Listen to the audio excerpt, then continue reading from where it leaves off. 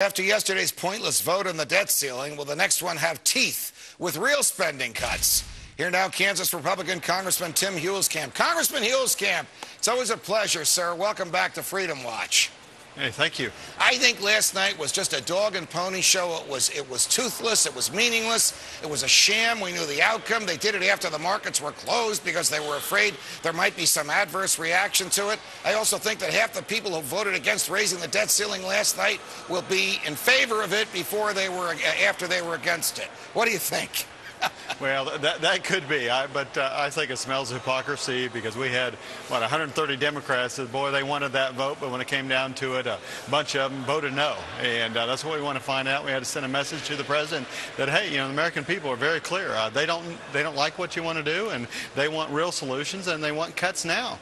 I know you are not a Democrat, you're a Republican, but why in heaven's name did the Democrats, most of whom do want the government to borrow another $2.4 trillion, in utter disregard of digging deeper the $14.3 trillion pit that we're in already, why did they vote in favor of it?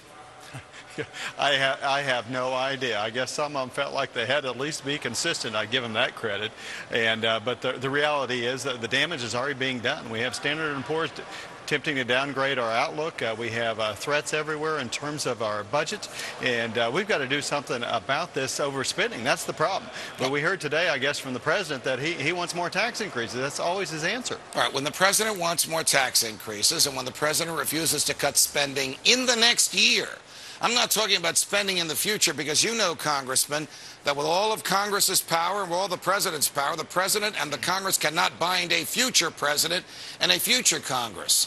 So if he's not going to cut spending this year, why let him borrow another nickel? By simply voting no, the Republicans in the House alone, without any Democrats and without any assistance from the Senate, can stop the president and the Treasury Secretary from borrowing another nickel. Absolutely, and this is the opportunity. This is what I came to Washington for, to force Washington to face its overspending problem. If they can't borrow any money, they're really in a pickle. And so if we can make Republicans hold firm and say no more debt until we can cut spending, it's not going to happen. But we'll wait and see what happens with that. But this is the opportunity for America to have its say, and I think the message is getting through. We saw that yesterday, and I think it's going to continue to get through, hopefully through the Senate as well. We got to fight about spending. Right. We can't borrow any more money. We can see what happens in Greece, what happens in Portugal when you can't rein in your spending. My hat is off to you. I suspect that the hats of most of your constituents are off to you as well, Congressman Huelskamp, and I believe that you'll be firm in this. I do not have the same belief about all of your colleagues on the Republican side, including the leadership.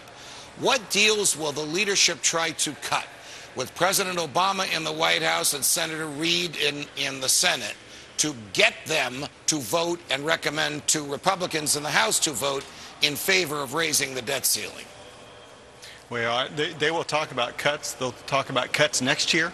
But again, you are absolutely right, Judge. The only cuts that matter are the ones you make to this year's budget, and those are the ones that count. And right now, leadership is being firm and saying, we're not going to raise the debt ceiling any more than the cuts you give. But I want to make cuts now, but I think it's critical to tie the hands on future Congresses, future presidents with a balanced budget amendment. That has to be part of the deal, in my opinion, Judge, because Washington has demonstrated they're totally unable to balance their own budget. Without getting into the weeds about a balanced budget amendment, which might have federal judges deciding what's going to be spent and how much money is going to be spent, wouldn't it be a lot easier, Congressman Huelskamp, just to have the Republicans vote no, rather than expecting 2/3 of each House of Congress and 3/4 of the legislature to enact an amendment to the Constitution? Stated differently, defeating the debt ceiling vote is a lot more feasible than amending the Constitution. Agree or disagree? Oh, absolutely, absolutely. And but we're going to have to make cuts now, Judge. And the balanced budget is the long term. The short term is the cuts. And but you're right.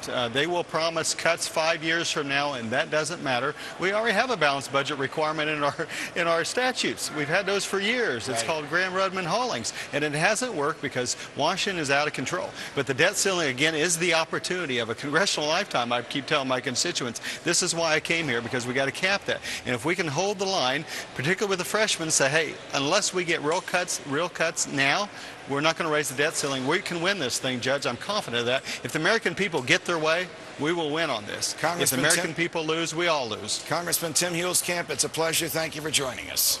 Thank you, Judge.